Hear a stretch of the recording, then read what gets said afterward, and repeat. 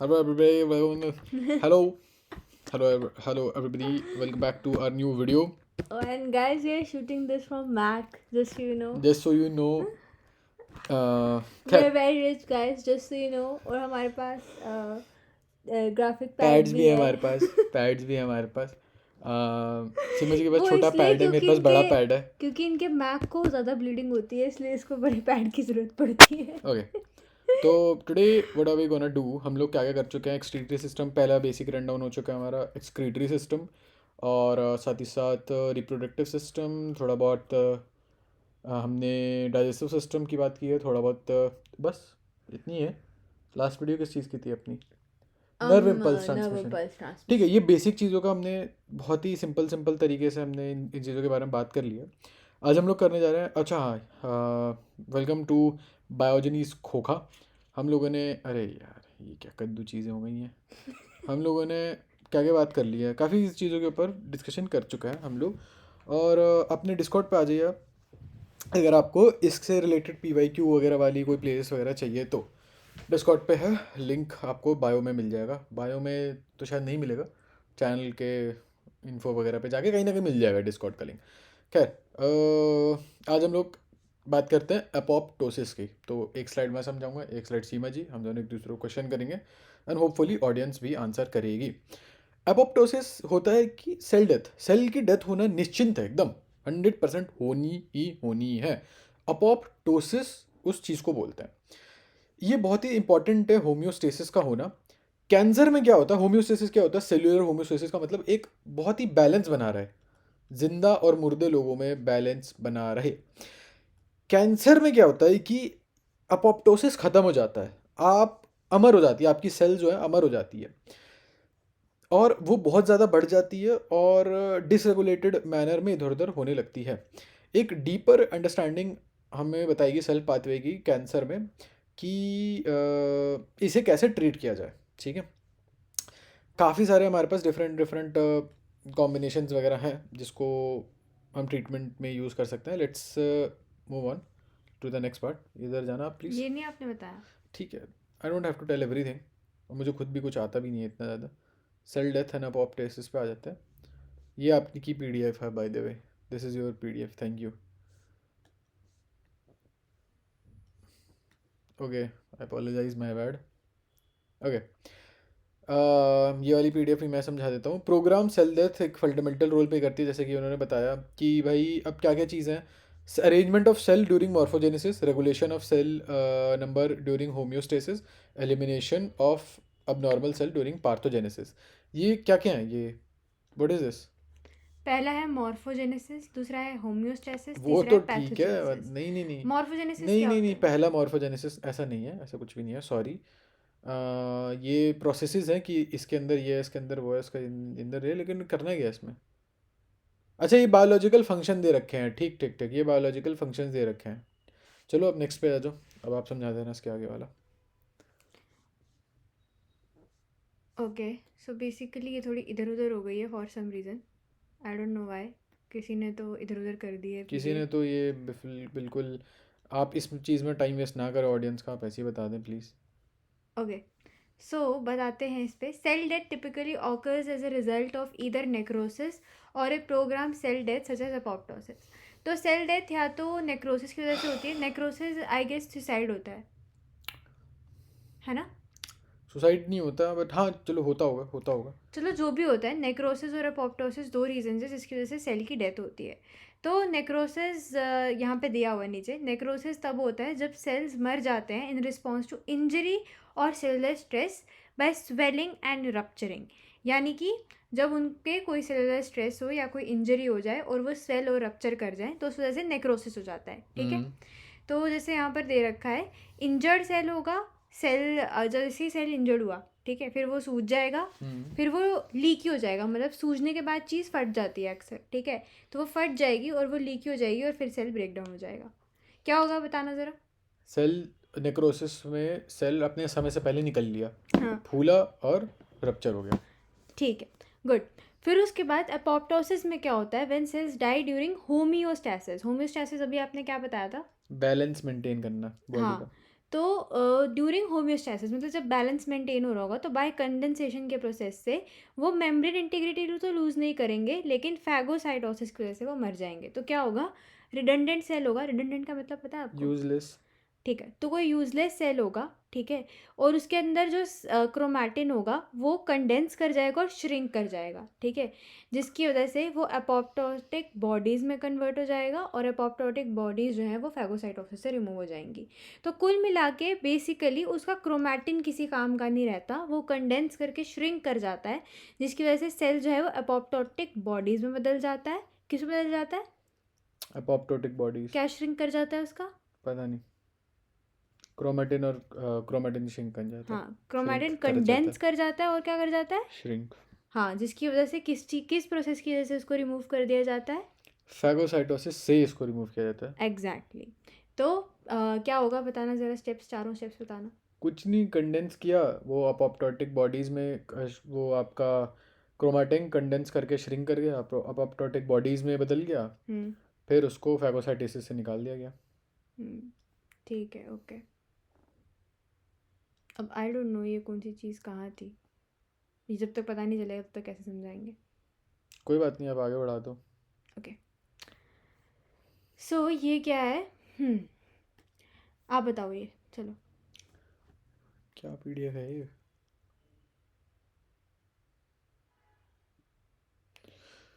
अह, चलो जितना बेसिक चीज़ें हैं वो कवर कर लेते हैं। अपोप्टोटिक ट्रिगर्स, अपोप्टोटिक ट्रिगर्स होते हैं कुछ, ठीक है, इंट्रिंसिक और एक्सट्रिंसिक पाथवे के थ्रू वो अपोप्टोसिस कॉज करते हैं। कुछ चीज़ें जो होती हैं जिनसे अपोप्टोसिस होता है। अब यहाँ पे इंट्रिंसिक पाथवे की अगर हम बात करें तो वो सेलुलर स्ट्रेस की वजह से होता है। अब यहाँ काफ़ी कुछ लिख रखा है, मैं एक बारी बता देता हूँ कि किसी प्रोटीन BCL2 प्रोटीन के इंसर्शन से, या बैक प्रोटीन के माइटोकॉन्ड्रिया के अंदर इंसर्शन से, this a lot of things we want to read, you can read, pause and read, I am not gonna go over each and everything. एक और चीज़ दे रखी है, स्मैक एक प्रो अपोप्टोजेनिक माइटोकॉन्ड्रियल प्रोटीन है, यानी कि ये प्रो अपोप्टोजेनिक, यानी कि ये अपोप्टोसिस कॉज करेगा, और ये साइटोसोल में रिलीज होता है, जहाँ पे ये एंटागनाइज करते हैं IAP को। आई don't know what is IAP, और ना ही मुझे कैस्पेस एक्टिवेशन और सब। हाँ, मतलब कुल मिला के ये स्मैक जो है ये अपोप्टोसिस कॉज करेगा, आसान भाषा में इतना मुझे समझ में आया है। हम्म, ठीक है, ओके। नेक्स्ट भी इन्होंने एक्सट्रिंसिक पार्ट दिया। पहला वाला क्या था? इंट्रिंसिक। इंट्रिंसिक पार्ट भी था। अब हम एक्सट्रिंसिक पार्ट पे पढ़ेंगे। तो इसमें क्या है, it is triggered by external stimuli, मतलब बाहर से कोई स्टिमुलाई आ रहा है या फिर कोई लाइगेंड मॉलिक्यूल आ रहा है, जैसे कि ट्रायल 1। पहले वाला था हमने पढ़ा, इंट्रिंसिक में आता है स्मैक और एक्सट्रिंसिक में आता है ट्रायल 1। ट्रेल 1 ट्रेल 1 जो कि क्या है, एक, लाइगेंड मॉलिक्यूल है, यस, और ये कौन सा स्टिमुलाई है? एक्सटर्नल स्टिमुलाई है। ठीक है, तो activation of the extrinsic pathway then triggers the caspase cascade to promote apop. तो बेसिकली जो कैस्पेस कास्केड है वही जो है अपोप्टोसिस को प्रमोट करता है, बस उसको कुछ स्टिमुलाई चाहिए होता है, इंट्रिंसिक या एक्सट्रिंसिक, ठीक है। इंट्रिंसिक क्या था? एक्सट्रिंसिक क्या था? इंट्रिंसिक क्या था? आई डोंट नो, कोई स्मैक प्रोटीन था वो। हाँ, और एक्सट्रिंसिक क्या है? ट्रेल 1 कोई लाइगेंड यस, मॉलिक्यूल। और ये किस चीज़ को ट्रिगर कर रहे हैं? कैस्पेस कैस्केड। जो कि किस चीज़ को प्रमोट कर रहा है? अपोप्टोसिस। जैसे कि यहाँ पे दे रखा है, यहाँ पे, ठीक है, okay. Next is evasion of apoptotic processes of cancer होगा, हाँ, जो भी है, या बाई कैंसर होगा। ठीक है। तो यहाँ पर ये PDF शायद से कंप्रेस हो गई है, इसलिए ऐसा हुआ है। चलो बताओ। इसे हटाओ तो आप, यार आप इस पे भी क्लिक करते तो हो जाता ना, वापस उसी पे क्लिक करो, थैंक यू। अब कैंसर सेल्स सर्वाइव करते हैं और प्लोरिफेरेट करते हैं via via we have apoptogenic triggers. क्या क्या है भाई ट्रिगर्स, क्या क्या क्या कैसे हैं? जितना अब नॉर्मल रेगुलेशन है उससे काफ़ी सारी डिजीज़ होते हैं, पहले तो इसने एस्टैब्लिश किया, जैसे कैंसर, और डिफेक्ट जो DNA रिपेयर और क्रोमोसोम सेग्रीगेशन, दो चीज़ें इंपॉर्टेंट है, क्या क्या है? DNA repair and chromosome segregation. Segregation के टाइम पे अगर यहाँ पे डिफेक्ट हुआ तो यूजुअली तो हम इन सेल्स को हटा देंगे, ठीक है, बट इफ अपोप्टोसिस में जब डिफेक्ट होता है अपोप्टोसिस के अंदर जो डिफेक्ट होता है वो जेनेटिकली अनस्टेबल सेल्स को भी सर्वाइव करने का वो मौका देता है। अपोप्टोसिस के मैकेनिज्म में अगर दिक्कत आ गई तो आपके कुछ सेल्स सर्वाइव करेंगे, और वो अब क्योंकि वो एग्रेसिव सेल्स हैं तो वो अपने और भी अपने जैसे एग्रेसिव सेल्स बनाएंगे। ठीक है। ये कुछ सेल्स होते हैं neoplastic cells, I don't know what is that, but I am assuming ये स्पेशल काइंड ऑफ सेल्स हैं जो कि अपने टिपिकल लाइफ स्पैन से लंबा खींचेंगे और उनको हाइपोक्सिया और ऑक्सीडेटिव स्ट्रेस से प्रोटेक्शन मिल जाएगी। अब मैं थोड़ा यहाँ पे ब्रेक डाउन करता हूँ आसान भाषा में जो इन्होंने बताया, जितना मुझे समझ में आया है कि कैंसर सेल्स जो है वो सर्वाइव कैसे करते हैं। तो उनकी अपोप्टोसिस का जो मैकेनिज़्म है वो ख़राब हो जाता है, और उसकी वजह से उनके जो बच्चे बनते हैं उनमें भी ख़राब रहता है, वो बहुत ज़्यादा बच्चे बनते हैं। ऑक्सीडेटिव स्ट्रेस से बच जाते हैं और हाइपोक्सिया से बच जाते हैं। ऑक्सीडेटिव स्ट्रेस बेसिकली होता है जो ऑक्सीडेशन के बाद जो आपका बाई प्रोडक्ट वगैरह यूज़ बचा हुआ है जो उसका निकलना, वो बहुत इंपॉर्टेंट होता है, बट यहाँ पे चलो नहीं निकला है। और यहाँ कुछ चीज़ें और दे रखी हैं यहाँ पे कि एपिथेलियल सेल्स जो होते हैं वो सर्वाइव करते हैं। I don't know what is this, but I don't want to go into this. Okay, तो जितना मुझे समझ में आया आपने ये बताया कि जो कैंसर के सेल्स होते हैं उनका अपोप्टोटिक जो अपोप्टोसिस करने का मैकेनिज़्म है वो डैमेज हो जाता है, जिसकी वजह से जो उसके आगे के सेल बनते हैं वो भी ख़राब बनते हैं, है ना। और वो बच जाते हैं ऑक्सीडेटिव स्ट्रेस की वजह से और हाइपोक्सिया की वजह से। ठीक है, ओके। फिर उसके बाद हम आगे पढ़ते हैं cancer cells inhibit the intrinsic pathway by up regulating anti apoptotic BCL2 proteins. तो जो कैंसर सेल्स होते हैं वो इंट्रिंसिक पाथवे जो होता है एपोप्टोसिस का उसको इनहिबिट करते हैं by up regulating anti apoptotic BCL2 proteins. तो पहले वहाँ पे हमने इंट्रिंसिक पाथवे में कौन सी प्रोटीन्स पढ़ी थी? यही प्रोटीन थी। BCL2 नहीं थी वो, क्या थी फिर? स्मैक पढ़ी थी और एक BCL पढ़ी थी, सिर्फ BCL2 ही थी। Okay, I might be wrong, I am wrong. Okay, तो एंटी एप्टोटिक BCL2 प्रोटीन्स जो है उनको अप रेगुलेट कर देता है। ठीक है, तो BCL2 प्रोटीन्स से हमें ये समझ आता है कि वो इंट्रिंसिक पाथवे की रेगुलेटर्स हैं। ठीक है, intrinsic pathway is initiated by release of pro apoptotic BH3 activators. ठीक है, जो कि कैंसर सेल्स इन प्रो एप्टोटिक प्रोटीन्स सीधा को पे ही आ जाओ। हम्म तो cancer cells typically up regulate कर देते हैं एंटी एप्टोटिक BCL प्रोटीन्स को, ताकि प्रो एप्टोटिक प्रोटीन्स उनसे ना बाइंड कर सके। ठीक है, तो यहाँ से जो मेरे को समझ आता है वो ये है कि BCL2 एक प्रोटीन है जो कि एंटी एप्टोटिक है और इंट्रिंसिक पाथवे में काम करती है, लेकिन कैंसर सेल्स जो है वो उसको अप रेगुलेट कर देते हैं। क्या कर देते हैं?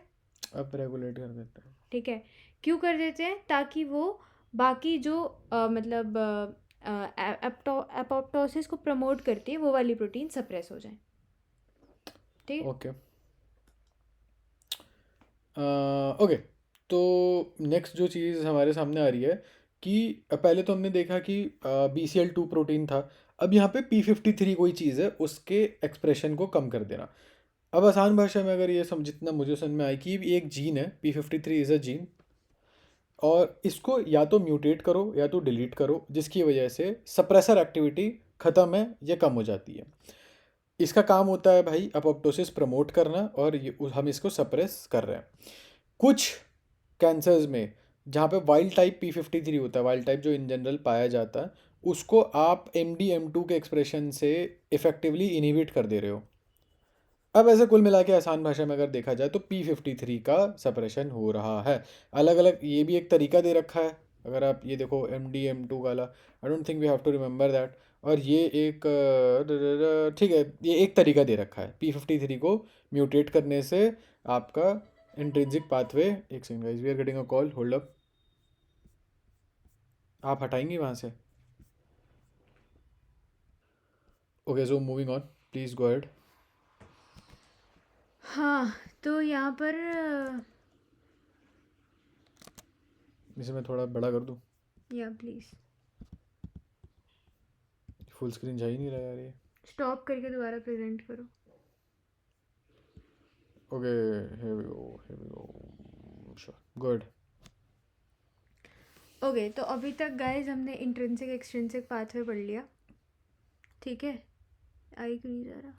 हाँ, फिर उसके बाद हमने ये देख लिया कि कैंसर सेल इवेट कैसे करते हैं एपोप्टोसिस को, ठीक है, BCL2 प्रोटीन्स के द्वारा। और आपने MDM2 पाथवे के बारे में बताया, ठीक है। अब नेक्स्ट इज कि कैंसर सेल्स, ये आप पढ़ोगे या मैं पढ़ाऊँ?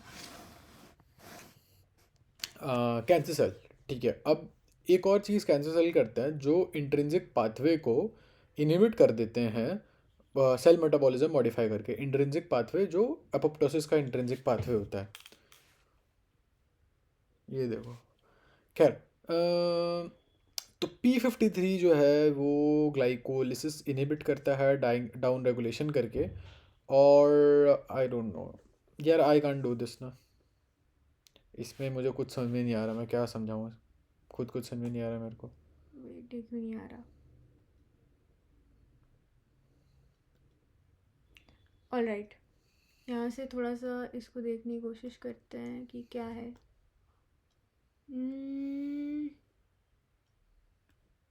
इसमें भी वही सब दिया है जो आपने पिछली स्लाइड में बताया।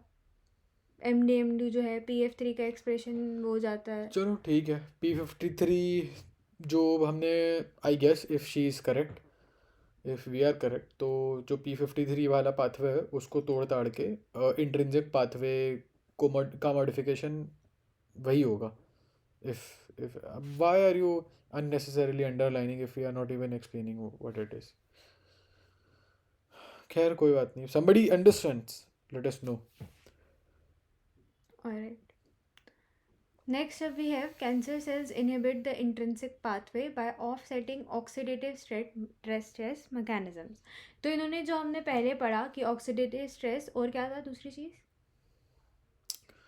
पता नहीं यार, I don't remember. Hypoxia. तो कैंसर सेल्स इंट्रिंसिक पाथवे को ऑक्सीडेटिव स्ट्रेस और हाइपोक्सिया के मैकेनिज्म से कैसे इनहिबिट करते हैं, ठीक है। तो हायर ROS यानी कि ऑक्सीजन की वैल्यू से रिलेटेड है, as far as I am, do you know what is ROS? No, I don't know. ठीक है। It can up regulate cell death pathway. So अब जब हमें पता ही नहीं है कि ROS है क्या, तो हम अरे इसमें रेट बता ऑफ कैसे सकते ऑक्सीडेटिव हैं? स्ट्रेस होगा। हाँ, सही बात है, गुड गुड। नहीं, रिएक्टिव ऑक्सीजन स्पीसीज होता है ROS। ओ हाँ, ये हमने पढ़ा तो था हम्म, अभी पिछली बार ही। तो अगर लो ROS है तो उससे अप रेगुलेट हो जाएंगे प्रोलिफरेट पाथवेज एंड दस प्रमोट ट्यूमरोइजेनेसिस आई गेस कि कैंसर को प्रमोट करेंगे, क्योंकि कैंसर का मतलब ही ट्यूमर का बनना। हाँ ट्यूमर का बनना है, ठीक है। तो अगर ऑक्सीडेटिव स्पीशीज़ कम है तो इंक्रीज ट्यूमरोजेनेसिस होगा, और अगर ऑक्सीडेटिव स्पीशीज़ ज़्यादा है तो इंक्रीज सेल डेथ एक्टिवेशन होगा, यानी कि एपोप्टोसिस आपका ज़्यादा होगा और आपका कैंसर से बच जाएगा। तो इसलिए जो कैंसर सेल्स हैं वो इस पाथवे को ही इनहिबिट कर देते हैं, जिससे कि आपका ROS बढ़ पाए कुल मिला के। क्योंकि अगर मतलब आप पहले ये ठीक है, बताओ, ठीक अगर ठीक ठीक ROS ठीक बढ़ ठीक रहा है तो क्या हो रहा है? ठीक है, ठीक है। बताओ। रिएक्टिव ऑक्सीजन स्पीसीज अगर बहुत ज़्यादा है तो आपकी सेल की डेथ होती है। और अगर कम है तो वो सेल की डेथ नहीं होती, जिसकी वजह से सेल बढ़ेगा। तो कैंसर सेल किसको प्रमोट करेगा? कम ROS को। तो इसलिए जिस जिस प्रोसेस से ROS बन रहा है वो उस स्ट्रेस को ही ऑफसेट कर देगा, ठीक है। That is it. तो बहुत सारे एंटीऑक्सीडेंट्स प्रोड्यूस कर रहा है कुल मिला के वो। आ, अब कुछ स्ट्रैटेजीज हैं एक्सट्रिंसिक, अभी तक तो हमने इंट्रिंसिक पाथवे की बात कर ली है, अब कुछ एक्सट्रिंसिक पाथवे भी हैं। तो जहाँ तक याद है मेरे को, कुछ लाइगेंड करके बाहर से कोई आता है, ट्रेल करके कोई लाइगेंड है, और उनका कुछ रिसेप्टर्स होता है। कुछ डेथ रिसेप्टर्स होते हैं, ठीक है। ये जो ऊपर नंबर दे रखे हैं TNF-R1 CD95, ये डेथ रिसेप्टर्स हैं, क्योंकि ये ट्रेल को रिसीव करते हैं और आपका अपोप्टोसिस स्टार्ट करते हैं। तो कैंसर सेल में क्या होता है कि भाई जेनेटिक म्यूटेशन होती है, जिसकी वजह से जो सिग्नलिंग प्रोटीन होती हैं उनका ओवर एक्सप्रेशन हो जाता है of anti apoptotic BCL2 proteins. मतलब ये, अबे भाई BCL2 तो इंट्रिंसिक में था, ये यहाँ कैसे आ गया? मतलब कहीं ना कहीं एक्सट्रिंसिक वाले से इंट्रिंसिक वाले वो हो जा रहे हैं। अब पता नहीं, आई don't no, if I recall, इस जितना मेरे को समझ में आ रहा है इसका मतलब यही है कि भाई BCL2 बढ़ा दो, एक्सट्रिंसिक में भी वही हो रहा था, और इंट्रिंसिक में भी वही हो रहा है, BCL2 मतलब प्रोटीन्स। कुल मिला के हमने ये पढ़ा था कि एक्टिव किस चीज़ को करना होता है, एक सी से चीज़ थी। Guys, I want to take a moment to let you know that of course we also are learning and studying at the same time. So forgive us because this time we are not studying that much. Okay, move on, please. बताओ क्या बोलता हूँ? Ultimately हमें किस चीज़ को activate करना था, जो सी से मैंने आपको बताया था, जो हमने पहले भी पढ़ा था। कुछ कुछ वो था, हाँ सही बता रहे हो, सही बता रहे हो। कैस्केड था, हाँ कैस्केड कास्पेड था, जिसको हमें कैस्पेस कैस्केड था। कैस्पेस कास्पेड था, हाँ एग्जैक्टली उसको हमें एक्टिवेट करना था कुल मिला के। तो वो चाहे BCL से हो चाहे ट्रेल से हो, उससे मतलब नहीं है, ठीक है। वो बस पाथवे अलग अलग है, लेकिन ठीक है। टारगेटिंग एपोप्टोसिस इन कैंसर थेरेपी, ठीक है। बताओ। अब भाई कैंसर थेरेपी में क्या सीन है, अभी तक तो हमने देख लिया अपोप्टोसिस का क्या है क्या नहीं है। अब इस डायग्राम से तो मुझे कुछ समझ में आने वाला है नहीं, बट मैं ऊपर वाली चीज़ पढ़ लेता हूँ। अब हम ये पाथवे क्यों पढ़ रहे हैं, वैसे तो हमने नहीं पढ़ा इतना अच्छे से, बट ये जो पढ़ा भी है तो इससे इन पाथवे से हमें समझ में आ जाएगा कि भाई कैंसर अकर कैसे करता है और what are the treatments that we can use. Next पे आ जाओ, एक काम करो, इस पाथवे में कुछ है नहीं। अब हम लोग BCL2 एटेनुएशन, BCL2 जो प्रोटीन बन रहा था, जो कि अपना एंटी अपोप्टोटिक प्रोटीन था, उसको अटेनुएट करेंगे, यानी कि ख़त्म करेंगे उसको, विल किल इट। तो उसमें क्या क्या आता है, सबसे पहली चीज़ BCL2 इनिबिटर्स आता है, ठीक है। और दूसरा एंटीसेंस ओलिगोन्यूक्लियोटाइड है। ये क्या करता है, साइटोटॉक्सिक ड्रग्स की मात्रा बढ़ा देता है। क्यों, क्या पॉइंट है मेरे को नहीं पता। एक बार लेफ्ट में आ जाओ आप पहले, ये सारी स्ट्रैटेजीज़ हैं बाय द वे। हमें BCL2 फैमिली को ख़त्म करना है, उसकी स्ट्रैटेजीज़ हैं।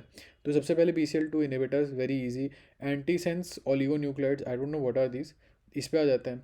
ये साइक्लिन डिपेंडेंट काइनेज इनिबिटर्स हैं। तो इससे क्या होगा, जो BCL2 का एक्सप्रेशन है उसको हम डाउन रेगुलेट कर सकते हैं। इसका आसान भाषा में बोलो तो BCL2 भी प्रोटीन है, तो कुछ एक्सप्रेस करेगा, हम उसके एक्सप्रेशन को ख़त्म कर देंगे, डाउन रेगुलेट कर देंगे। और ये BH3 मिमिकिन एजेंट है, जहाँ तक मेरे को याद है BH3 is a compound that beats BCL2। तो बताओ, चार चीज़ें बताओ आप। BCL2 inhibitors, oligosides, something. Antisense oligonucleotides. Yes, and BH3 mimicus, हाँ and we have cyclin dependent kinases. ठीक है, ठीक है, साइक्लिन डिपेंडेंट काइनेज इनिबिटर्स, ठीक है। कुल मिला के BCL2 इनिबिटर्स मेन चीज़ है जो। Okay, moving on to next slide. Spotlight on PF3 and MDM2. तो PF3 कहाँ पे पढ़ा था हमने, ज़रा बताइए। इंट्रिंसिक पाथवे में पढ़ा था हमने, और MDM2? वो भी वहीं पढ़ा था। ओके, सो बेसिकली क्या हो रहा था कि इनका जो एक्सप्रेशन है वो कम कर दिया जा रहा था, ताकि अपोप्टोसिस ना ना हो, हो। ठीक है। तो जो ट्यूमर सप्रेसर जीन PF3 है वो इम्पैक्ट करता है बोथ सेल साइकिल को, और अरेस्ट करता है, और सेल साइकिल को अरेस्ट कर लेता है और अपोप्टोसिस कॉज करता है। सेल साइकिल को अरेस्ट करने से क्या होगा, बढ़ेगा नहीं, वो सेल नहीं बढ़ेगा। एग्जैक्टली और अपोप्टोसिस से उसकी डेथ हो जाएगी। और इसकी एक्टिविटी इनहिबिट कौन करता है, MDM2 अप रेगुलेशन। ठीक है। तो मतलब ये दोनों एक दूसरे के क्या है, एंटाई हैं, दोष। ठीक है। तो एंटीसेंस दुश्मन। ओलिगोन्यूक्लियोटाइड्स जो होते हैं वो MDM2 इनहिबिटर्स होते हैं, उनको डेवलप किया जाता है ताकि वो MDM2 ओवर एक्सप्रेशन को कम कर दे और ट्रिगर करे वाइल्ड टाइप PF3 एक्टिविटी को, ठीक है। तो मतलब अब हमने ये पढ़ा कि PF3 को हम कैसे वापस पिक्चर में लाएं। तो उसके लिए हमें MDM2 का क्या चाहिए होगा, इनिबिटर चाहिए और क्या चाहिए, एंटीसेंस ओलिगोन्यूक्लियोटाइड्स। एग्जैक्टली, ठीक है। इसकी वजह से क्या होगा, wild type PF3 activity trigger हो जाएगी, ठीक है। फिर दूसरी अप्रोच क्या होती है, ये स्मॉल मॉलिक्यूल्स यूज़ करती है जो कि रीएक्टिवेट कर देते हैं वाइल्ड टाइप फंक्शन को ऑफ म्यूटेंट PF3, ठीक है। So this was very easy, right. This made sense. तो हम स्मैक की अगर थोड़ी बात करें तो भाई स्मैक जो रिलीज़ होता है वो BCL2 एक्टिविटी के रिस्पॉन्स में रिलीज़ होता है। ये बाइंड करता है और कुछ ना कुछ इंड्यूस करता है। अब जो भी वो चीज़ करता है ना, स्मैक का काम है अपोप्टोसिस को प्रमोट करना कुल मिला के। कैंसर सेल में IAP करके चीज़ जो है वो बहुत ज़्यादा बढ़ जाती है, और वो सेल सर्वाइवल बढ़ा देती है, ट्यूमर ग्रोथ बढ़ा देती है, और मेटास्टेसिस बढ़ा देती है। क्या क्या बढ़ा देती है? Cell survival, tumour growth, metastasis. हाँ, कैंसर सेल्स में IAP, ठीक है। और स्मैक मिमेटिक्स जो होते हैं वो IAP से बाइंड करते हैं और उसके बाद उनको कम कर देते हैं, कम कर देते हैं। और एक सेकेंड,